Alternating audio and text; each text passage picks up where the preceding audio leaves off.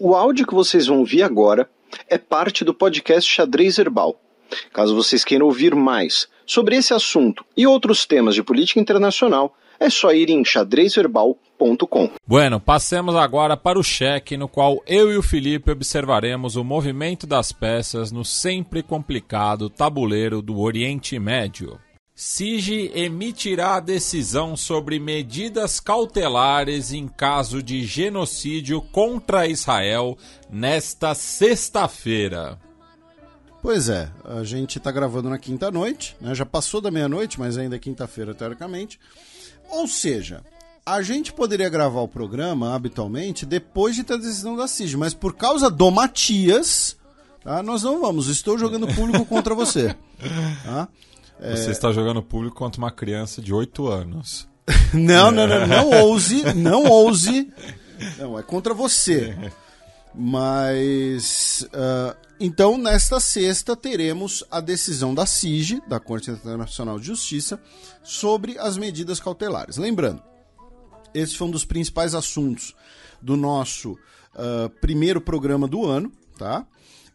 Então, para quem quiser ouvir, né, para quem quiser mais detalhes, vai lá, programa 362, tá? Mais ou menos 1 hora sobre isso. Inclusive, um abraço para o nosso João Quatz Miragaia, né, que recomendou o nosso trabalho lá no Twitter, inclusive. E o que são as medidas cautelares? Né? O mais importante é, nesta sexta, a CIGI não vai dizer se Israel está ou não cometendo um genocídio ou se Israel falhou em punir pessoas que incitaram o genocídio. Esse julgamento, o julgamento do mérito, vai durar anos, tá? O que nós teremos na sexta é a decisão sobre as medidas cautelares. Ou seja, a Corte Internacional de Justiça vai falar se são necessárias medidas para contribuir com a investigação, com o julgamento, e medidas para evitar uma possibilidade de genocídio. Então, o que a CIGI pode falar, olha, não decidimos se tem genocídio ou não, mas para evitarmos um possível genocídio, vamos determinar essa medida cautelar. E as medidas cautelares eram um dos principais, e talvez o principal, na minha visão, é o principal motivo da entrada da África do Sul na CIGI contra Israel. Por quê? Porque o julgamento vai durar anos, tá? O julgamento vai durar anos. A gente falou no primeiro programa do ano, por exemplo. O contencioso de fronteira marítima entre Nicarágua e Colômbia ficou 10 anos na CIGI. Tá? Então, a África do Sul não entrou na CIGI contra Israel, falando assim, não, vamos entrar lá porque Israel vai ser condenado e tal. Não, o principal motivo são as medidas cautelares, que são, por exemplo, desde uma possível ordem de cessar-fogo, tá? Que seria uma ordem vinculante, se Israel vai cumprir ou não, não sabemos, né? O Netanyahu já disse que não pretende cumprir, né? E aí um país que não cumpra uma decisão da CIGI pode sofrer sanções do Conselho de Segurança da ONU. E se você acha que os Estados Unidos vão autorizar sanções do Conselho de Segurança da ONU contra Israel, eu tenho uma oportunidade maravilhosa de negócios para você. Tá? Não é pirâmide, é marketing multinível. Tá? Nós temos a possibilidade de ordenar a entrada de material humanitário, temos a possibilidade de ordenar o maior fornecimento de combustível, temos a possibilidade de que ordenem que Israel detalhe para a corte, tá, as suas operações. Então falando, olha só, nós realizamos o ataque, esse ataque aqui, tal hora, a intenção era essa, os efeitos foram esses. Ou seja, eu tenho que notificar tudo isso para a corte. Então nós temos essas várias possibilidades. Tem a possibilidade da CIGI não determinar nenhuma medida cautelar, falar, olha só, para o nosso julgamento medidas cautelares não são necessárias, também tem essa possibilidade, tá? Não dá para saber. O fato é, essa é uma das decisões mais importantes da história da CIGI, tá? Que foi criada junto com a ONU, como a gente comentou no início do ano. Nessa semana, meu caro Matias, nós, em relação a esse aspecto aqui da CIGI, né, do julgamento, primeira notícia foi que no último dia 19 nós tivemos a cúpula do movimento dos não alinhados, tá? Que ocorreu em Kampala, em Uganda, né? E a nota do Movimentos Não Alinhados critica Israel, tá?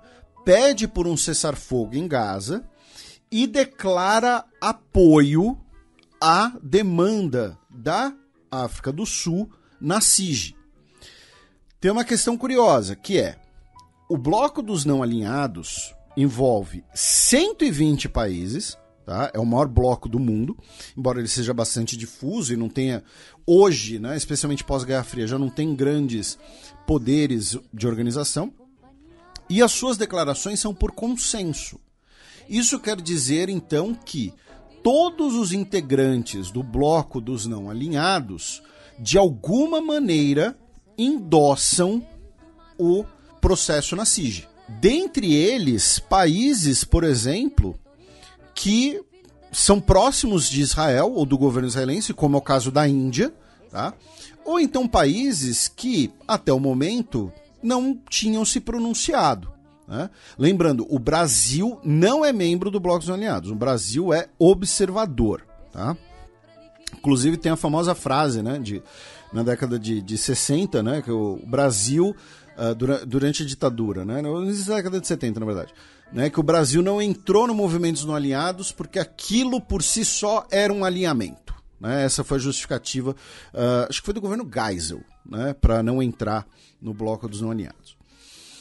Então, nós temos esses 120 países, de alguma maneira, apoiando essa demanda da África do Sul na CIG. Isso significa, então, que hoje, tá, a maior parte da comunidade internacional apoia, direto ou indiretamente, a demanda na CIG. E, essa semana, nós tivemos mais um país que declarou que vai fazer uma intervenção no caso, tá? A Nicarágua. No caso, vai fazer uma intervenção a favor da acusação, tá? A favor da acusação da África do Sul. Tal qual Bangladesh e Jordânia já haviam feito.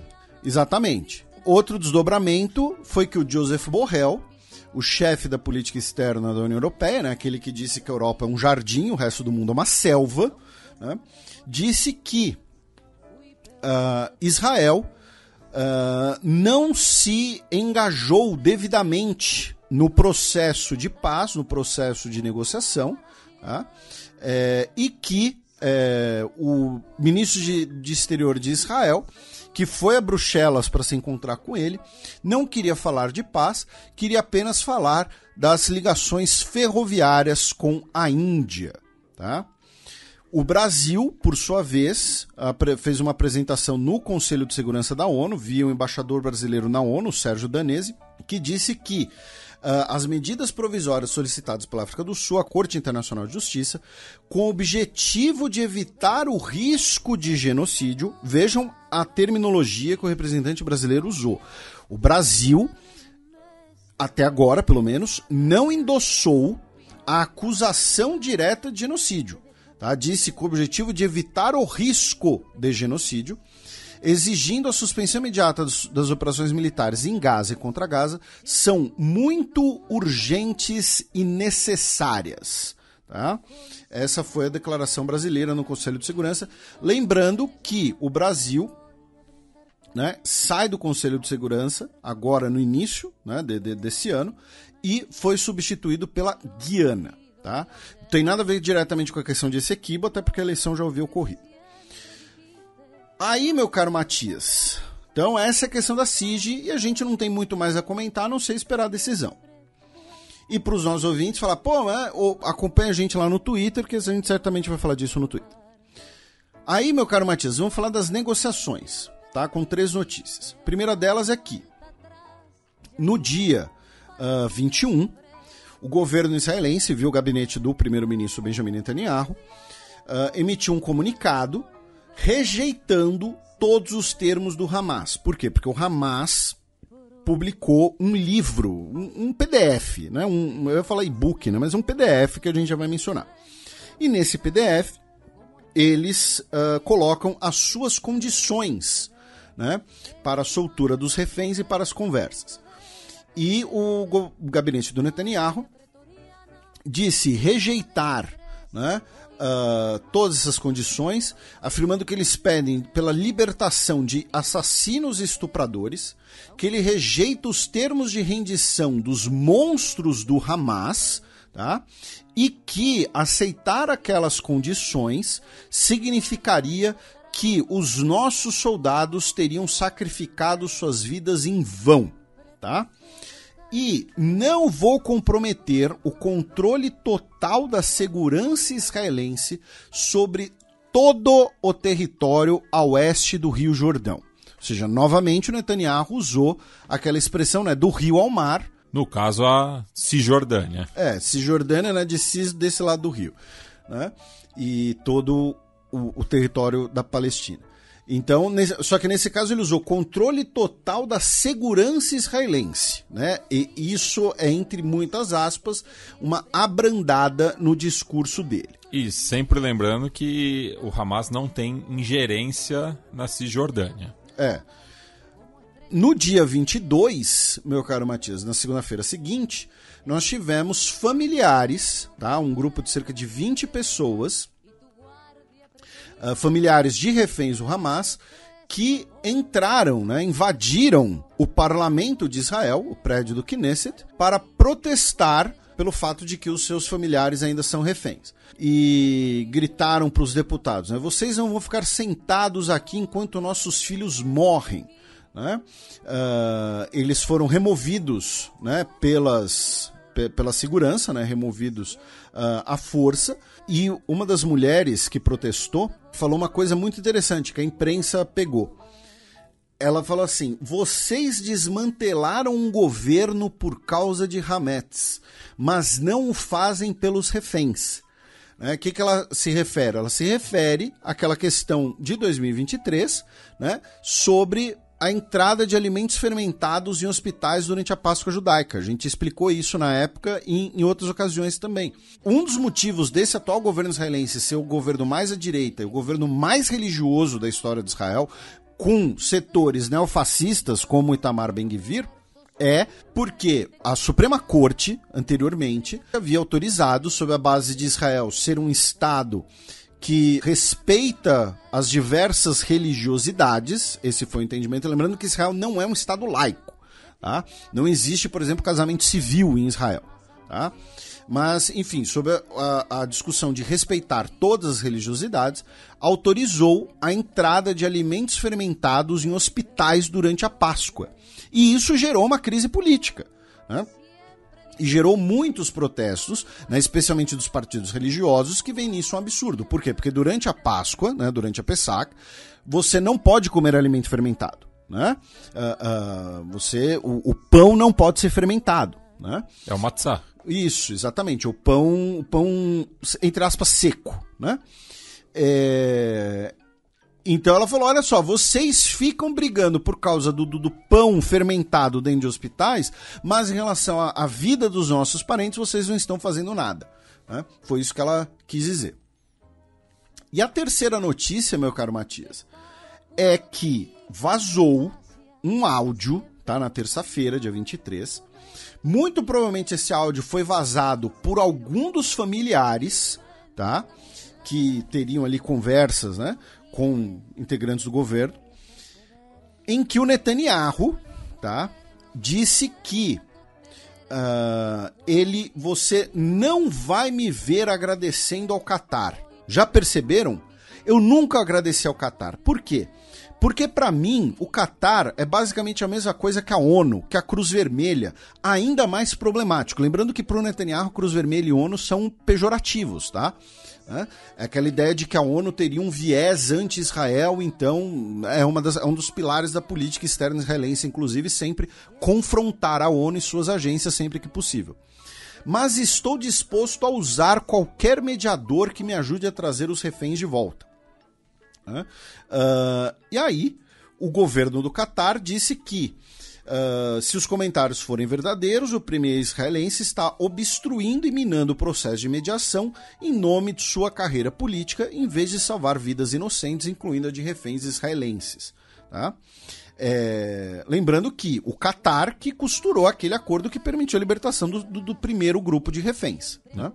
E falando ainda do governo Netanyahu, né, também teve uma outra polêmica essa semana, já que, de acordo com fontes em Bruxelas, para o Guardian, o atual ministro de Relações Exteriores, o Israel Katz, teria sugerido, né, num encontro de ministros da União Europeia, que os palestinos deveriam ser transferidos para uma ilha artificial no Mediterrâneo. Pois é. E aí, no dia 21, né, como a gente mencionou, o Hamas publicou esse PDF, né, que é um PDF de 17 páginas. Vocês podem, quem quiser se interessar, quem quiser ler, tá? Ele está em inglês, inclusive, vocês podem achar, inclusive, nas redes sociais. Ah, Felipe, eu não quero baixar alguma coisa, sei lá, do site do Hamas, porque eu vou entrar numa lista da NSA e tal. Você vai no Twitter, por exemplo, você digita lá, você acha, tá? Que ele se chama Our Narrative, ou seja, nossa narrativa, Operation Al-Aqsa Flood, né? Operação Dilúvio de Al-Aqsa, ou, né, enchente de Al-Aqsa, enfim, eu prefiro a tradução Dilúvio de Al-Aqsa, né? Lembrando que Al-Aqsa é o nome da principal mesquita muçulmana em Jerusalém, que fica no que eles chamam justamente de Esplanada das Mesquitas, e que os judeus chamam de Monte do Templo, e que está numa das origens de tudo isso que aconteceu, como a gente já explicou no passado. Resumindo o documento, tá? E aqui vamos deixar muito claro, né? É o documento do Hamas e, como eles mesmos colocam, é our narrative, tá? Não estamos dizendo que nada disso seja um fato, ou enfim, não estamos colocando absolutamente nenhum julgamento de valor, estamos apenas repercutindo o documento.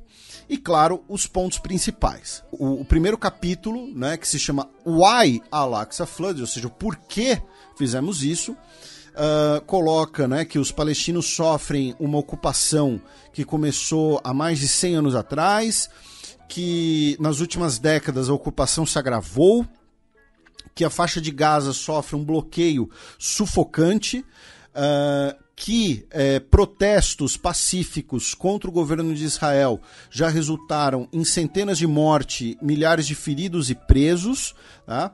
Que entre janeiro de 2000 e setembro de 2023 a ocupação matou 11.299 palestinos, deixou 156.768 feridos e prendeu de maneira ilegal diversos outros. Que a violência e a brutalidade de Israel é muito bem documentada e que foi apresentada em órgãos internacionais. E quando eu falo Israel, o documento ele coloca ou Israel entre aspas ou usa entidade sionista. Afirma que os Estados Unidos e seus aliados ocidentais tratam Israel como um Estado acima da lei, que o próprio governo de Israel não impediu o processo de acordo de paz dos acordos de Oslo, e que esse trecho aqui, inclusive, eles colocam o Peaceful Settlement Process, eles também colocam entre aspas, né? Porque lembrando, o Hamas foi um crítico dos acordos de Oslo, tá? E aí vem toda aquela questão de que o Israel, e o Joseph Borrell já falou isso, né? Inclusive, a gente já falou isso aqui várias vezes, né? Israel, durante muito tempo, intencionalmente favorecia o Hamas ou pressionava atores internacionais a favorecer o Hamas em detrimento da autoridade palestina, justamente porque eles eram contra o acordo de paz, né? Então você indiretamente minava a autoridade palestina, né? O Netanyahu apresentou um mapa perante a ONU que excluía a Palestina e ninguém falou nada na ocasião. Depois de décadas de ocupação, o nosso povo não tinha mais esperanças. E aí vem um argumento que é interessante se você pensar do ponto de vista que o Hamas é um grupo religioso, né? O argumento de que Israel estaria conduzindo a judaização de locais sagrados para outras religiões, incluindo aí incursões na mesquita sagrada, né? E a profanação de locais sagrados. E quando eles falam de locais de outras religiões, porque eles também diretamente querem se referir a locais sagrados para o cristianismo. Embora eles não sejam diretos nisso, até porque, novamente, é um grupo religioso muçulmano nesse caso.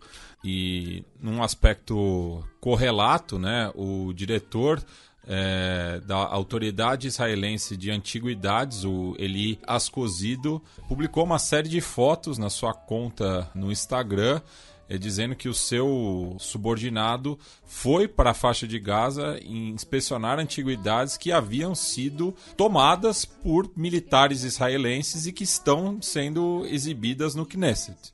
Eu não sabia disso. E aí esse primeiro ponto conclui que, com toda a questão da ocupação e da violência e da judaização de locais sagrados para outras religiões, sob supervisão do ministro fascista Ben-Gvir, o que esperavam que o povo palestino fizesse? Né? Então, eles colocam que a Operação Al-Aqsa, de 7 de outubro, era um passo necessário e uma resposta normal de confronto contra todas as ações israelenses contra o povo palestino, e que foi um ato defensivo para se livrarem da ocupação israelense. Aí o segundo capítulo, digamos assim, se chama Respostas às alegações israelenses. Nesse capítulo, o Hamas disse que tinham como objetivo instalações militares israelenses, especialmente da divisão de Gaza, e a captura de soldados israelenses para pressionar as autoridades israelenses a libertarem os milhares de palestinos presos em prisões israelenses através de um acordo de troca de prisioneiros. Eles disseram que, o Hamas diz que evitar cometer violência contra crianças, mulheres e idosos é um comprometimento moral e religioso do grupo, e que a resistência palestina foi totalmente disciplinada, tá? E que miraram apenas os soldados da ocupação. Porém, colocam que, devido ao rápido colapso, né, das defesas israelenses, podem ter sido cometidos erros, tá, por integrantes da resistência. Não coloca. Então, assim, nesse caso, eles fazem uma diferenciação entre os integrantes das brigadas Al-Qassam e integrantes da resistência, ou seja, que seriam outras pessoas palestinas. Que aí a ideia, né, que já foi defendida por outras pessoas, inclusive na imprensa israelense, de que a terceira onda do 7 de outubro teria sido formada por pessoas de Gaza que não seriam integrantes diretos do Hamas, seriam integrantes indiretos apenas do partido, não seriam integrantes da ala militar, e que agiram de forma, digamos assim, se levaram pelo entusiasmo. O ponto aqui do Hamas, claro, é principalmente negar que tenham cometido atrocidades contra civis. O terceiro ponto desse capítulo, né, fala justamente, talvez algumas falhas ocorreram, né, o que é uma terminologia, né, como eu disse, evasivo. O que eles querem é se livrar das acusações e de atrocidades contra civis. Eles dizem que eles foram gentis e positivos com todos os civis que foram capturados, tá? E que isso pode ser atestado pelas pessoas que foram libertadas, que as alegações de que os integrantes das brigadas de Al-Aqsa miraram em civis israelenses são mentiras e fabricações completas, tá, por Israel. Também dizem que Israel criou uma mentira de 40 bebês decapitados, que foi reproduzida por diversas agências de notícias ocidentais, que a sugestão que combatentes palestinos cometeram estupro contra mulheres israelenses é completamente negada pelo movimento Hamas, tá? E dizendo que Israel está usando essas alegações para incentivar a violência contra os palestinos. Diz que muitos dos israelenses mortos no Festival de Música Eletrônica foram mortos pelos próprios israelenses, por confusão entre as tropas israelenses e para impedir que aquelas pessoas fossem levadas como reféns. Inclusive cita a diretriz Aníbal, tá? Afirma que muitos corpos de supostos civis israelenses eram, na verdade, corpos de combatentes palestinos que foram adicionados às quantias de civis israelenses mortos. Ou seja, estão dizendo que corpos que foram contados como vítimas israelenses, na verdade, eram de palestinos. Afirmam que os ataques aéreos israelenses contra Gaza levaram à morte de quase 60 reféns israelenses, tá? E isso seria uma prova de que a ocupação não se importa com a vida dos seus cidadãos, das pessoas que estão sob cativeiro em Gaza. Afirma que os colonos que foram mortos no dia 7 de outubro eram colonos que estavam armados combatendo do lado do exército israelense.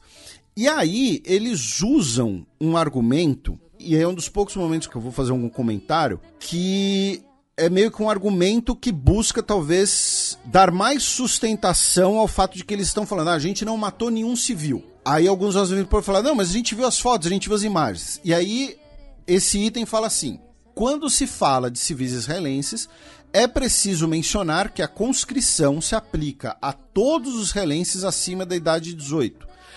Homens servem 32 meses de serviço militar e mulheres servem 24 meses. Todos eles podem carregar e usar armas. Isso é baseado na política de segurança de Israel de um povo armado, que transformou a entidade israelense num exército com um país anexado. Então eles estão falando aqui que, olha só, não existe civil em Israel, todo civil é um combatente. Então é uma maneira de eventualmente tentarem justificar a morte de civis, falando eles na verdade não são civis, tá? Já que o serviço militar é obrigatório. Isso, então todo mundo é combatente. Afirma que Israel, que em vários momentos, aqui obviamente eu estou resumindo, né? Mas em vários momentos o Hamas usa a tática de falar, olha só, a gente não comete esse crime, quem comete esse crime é Israel. Então, logo depois eles falam, né? A morte brutal de civis é a abordagem sistemática da entidade israelense. Né? Então nós não matamos civis, quem mata civis é Israel. No ponto 8 colocam que 136 crianças palestinas morreram a cada dia em Gaza e que uma criança morreu a cada dia de guerra na Ucrânia. Diz que os que apoiam, os que defendem a agressão israelense não têm um olhar objetivo e estamos confiantes que qualquer investigação independente e justa provará a verdade da nossa narrativa. Aí o ponto 3 fala justamente sobre isso, que o Hamas quer uma investigação internacional transparente, dizendo que a Palestina é parte do Tribunal Penal Internacional, que os países ocidentais justificam os crimes de Israel e que evitam as investigações sobre Israel. Diz que uma decisão da CIG, né, coloca que Israel não pode usar argumento de autodefesa em territórios ocupados. A gente citou isso, inclusive, nos 2 programas atrás, né, porque é um argumento que foi levado pela África do Sul na CIG novamente.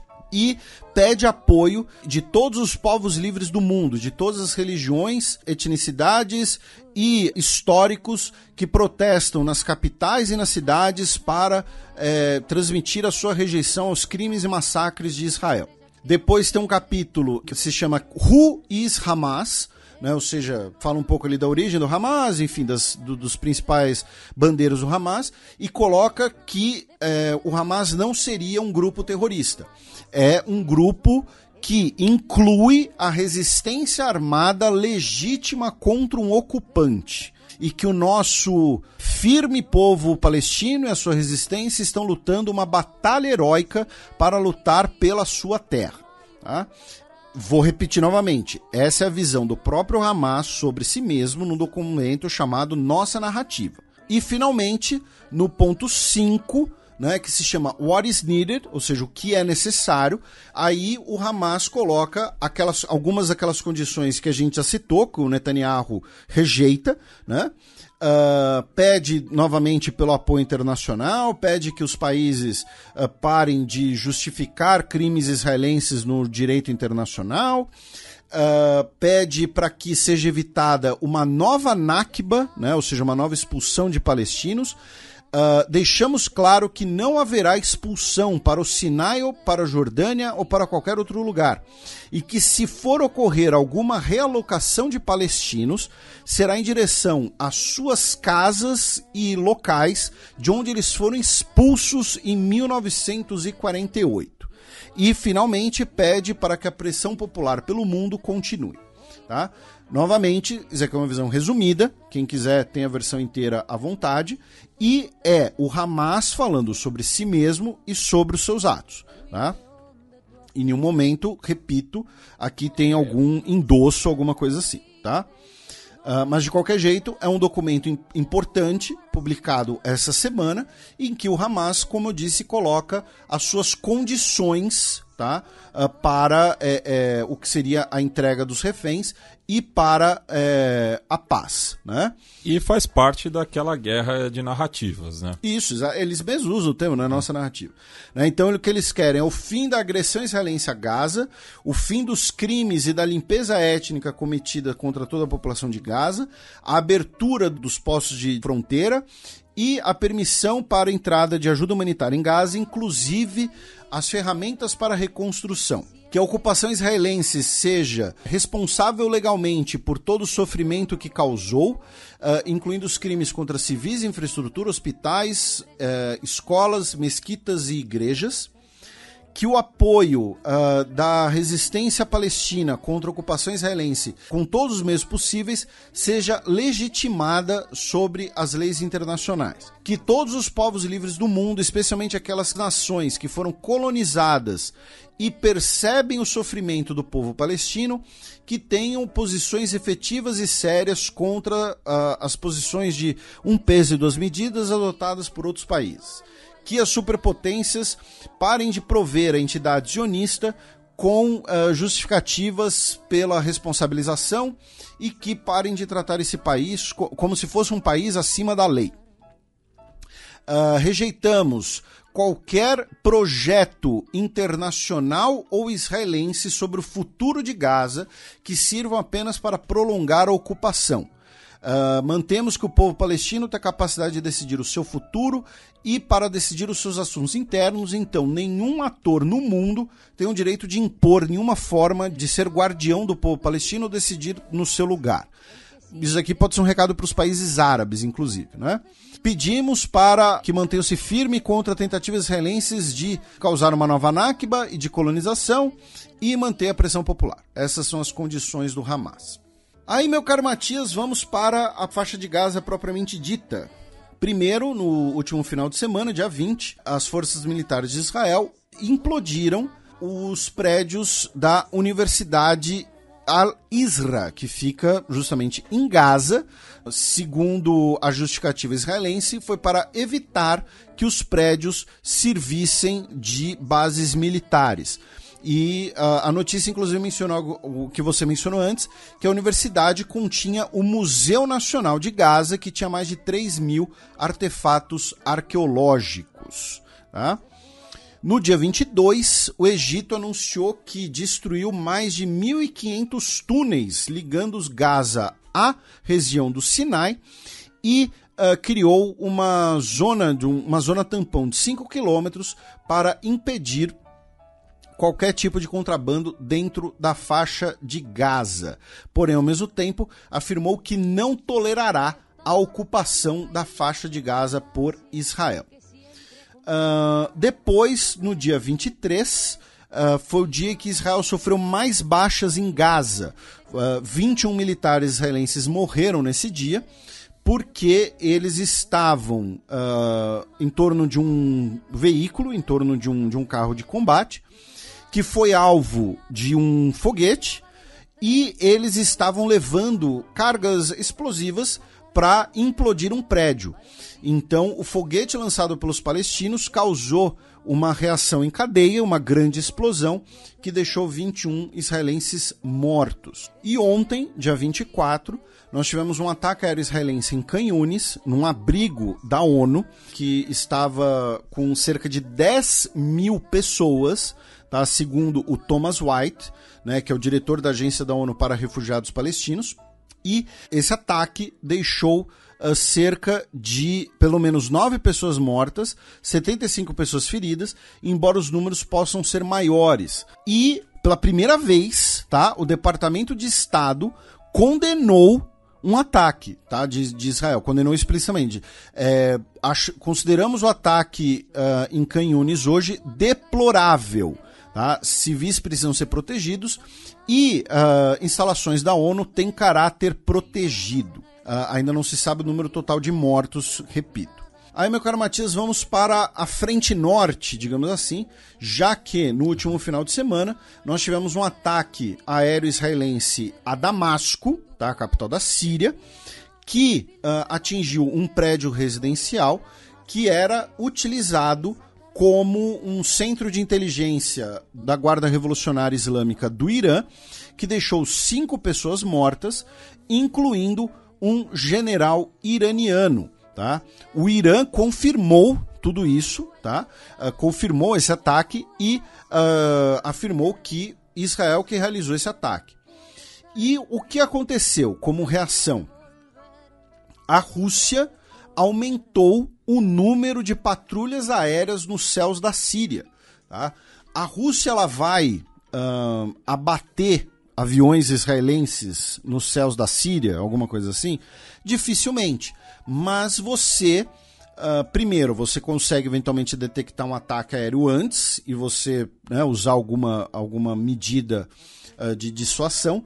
E segundo, a ideia seria inclusive que aviões russos, entre aspas, escoltem aviões israelenses de forma ostensiva para justamente servir de dissuasão dessas operações. Né? Então, em bom português, você vai colocar mais aviões no ar para deixá-lo, inclusive, menos livre para as ações israelenses.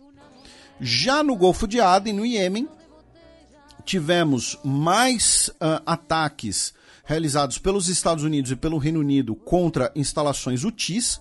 Tá? Inclusive a minha mais recente coluna na Gazeta, quer dizer, a penúltima, né, quando esse programa for lá, foi justamente sobre os Houthis, recomendo que leiam.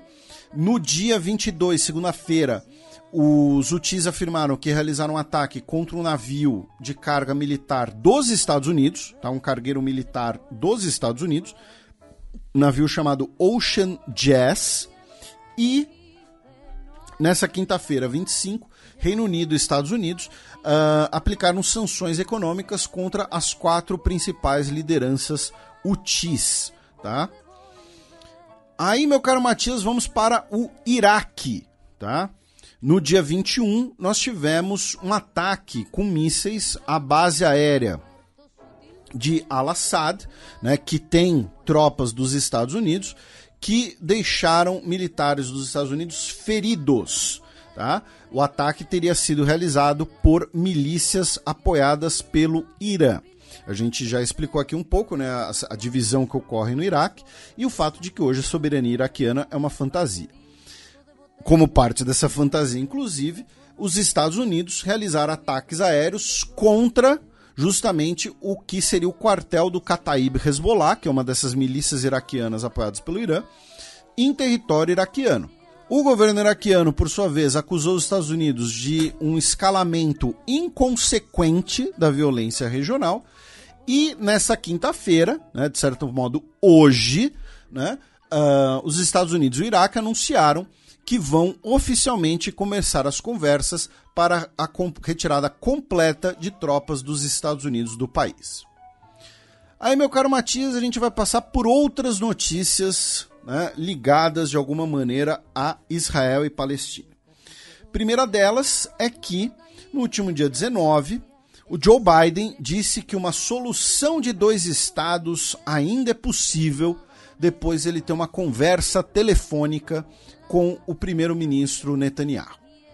E aí, no dia 20, também conhecido como dia seguinte, o Netanyahu disse que não há espaço para um Estado da Palestina. Em bom português, o Netanyahu passou a mão na bunda do Joe Biden, na frente de todo mundo. O que corrobora a posição do seu ministro de Relações Exteriores em Bruxelas. Ah, sim. E aí, no dia 22, o Elon Musk, né, o dono da Tesla e tudo mais, né, eu vi já vi no Twitter ele sendo chamado de Kiko do Apartheid. Ele fez uma visita ao campo de Auschwitz, né, o memorial de Auschwitz no território, né, na Polônia, como parte aí do seu esforço midiático de se livrar das acusações de antissemitismo. E no dia 23, o Joe Biden estava fazendo o seu comício, né? Não era nem um comício, né? Era mais um pronunciamento fechado, inclusive. Não era aberto ao público. Né? A gente falou um pouco disso no início do programa. Ele estava no estado da Virgínia e ele foi falar, né, sobre a importância da defesa do direito ao aborto de gestação, e diversas vezes ele foi interrompido por pessoas gritando pela Palestina, acusando ele de ser cúmplice de genocídio e pedindo por um cessar-fogo e questionando se os direitos femininos de Gaza também não valeriam nada. Tá? Então, assim, foi bastante constrangedor. E repito, né, o Joe Biden, ele tem os seus eleitores, ele tem lá os seus apoiadores, mas ao mesmo tempo ele tem perdido muito voto, especialmente entre os jovens. E também nos Estados Unidos, só que na sexta-feira passada, houve um protesto na Universidade de Colômbia, localizada na cidade de Nova York, no qual os estudantes pela justiça na Palestina acabaram sendo atacados por 2 indivíduos com aquela substância, né, que é conhecida em inglês como skunk, né, o gambá, que é utilizada, né, pelas forças de defesa israelenses contra manifestantes israelenses ou palestinos que se insurgem contra o governo de Israel, né? Então, inclusive, essa organização, né, os Estudantes pela Justiça na Palestina, acusaram esses 2 indivíduos de terem ligações com a IDF, né? Algo que não foi confirmado ainda pelos investigadores ou pelas autoridades da Universidade de Colômbia. Já na quarta-feira, dia 24, o líder do Partido Nacionalista Escocês desafiou, né, o primeiro-ministro britânico, o Rishi Sunak, por conta de um vídeo que foi transmitido pela ITV, no qual mostra soldados israelenses atirando contra um homem palestino desarmado carregando uma bandeira branca, né, o que seria um crime de guerra, e ele justamente desafiou, né, o primeiro-ministro britânico, Rishi Sunak, a condenar Israel por esse ato em si, né, sem entrar em outras acusações de crimes de guerra em Israel nesse conflito. E aí, meu caro Matias, nós temos 3 outras notícias, né, do Oriente Médio. Primeiro, o presidente / sultão da Turquia, né, o Erdogan, recebeu em Ankara, nessa quarta-feira, dia 24, o presidente do Irã, Ebrahim Raisi. Lembrando, Irã e Turquia são 2 potências regionais e que têm interesses diversos em vários temas, né, como, por exemplo, na guerra na Síria, especialmente. Né? Ao mesmo tempo, o Irã é um governo que não reconhece, né, sequer a existência de Israel, porém o governo da Turquia é um dos principais apoiadores do Hamas, né? Tanto a parte política quanto a parte militar. O Hamas também tem uma proximidade com o Irã na sua parte militar, tá? A parte política do Hamas não é tão próxima assim. Então, certamente, né, conversaram sobre esse assunto, publicamente falaram que eles discutiram os ataques desumanos de Israel contra Gaza, tá? Mas certamente conversaram sobre o Hamas e sobre outras questões. Lembrando, nenhum dos 2 países é árabe, tá? Outra notícia, também nesse dia 24, é que os Estados Unidos emitiu uma oferta de recompensa de 15 milhões de dólares por notícias que levem ao paradeiro de Hussein Hafez Ardakani. Ele é um empresário iraniano que seria o principal intermediário entre as indústrias iranianas de drones e indústrias ocidentais de produtos que tenham uso duplo, né? Ou seja, produtos que têm uso pacífico, mas também podem ter aplicação militar. Então ele seria o intermediário a falar, olha só, para montar esse drone a gente precisa disso, disso e daquilo. Então vou conseguir aqui esses componentes via, né, objetos civis, objetos de uso duplo. E finalmente, uma notícia de hoje, o governo iraniano, via o Conselho de Guardiões, baniu, tá, a possibilidade do Hassan Rouhani ser reeleito, né, para a Assembleia dos Especialistas. Né? A Assembleia dos Especialistas, né, que tem 88 integrantes, é como se fosse ali a Câmara Alta do Irã, digamos assim. Né? Você tem o Conselho dos Guardiões, né, que é a mais alta, e aí você tem a Assembleia dos Especialistas, né, e aí você tem o Parlamento. E então barraram o Hassan Rouhani, que é o ex-presidente, lembrando para os nossos ouvintes, né, o ex-presidente, de ser reeleito. Né? Ou seja, é um recado contra os reformistas, é uma vitória da linha dura iraniana isso, tá? É uma notícia mais interessante do que pode parecer.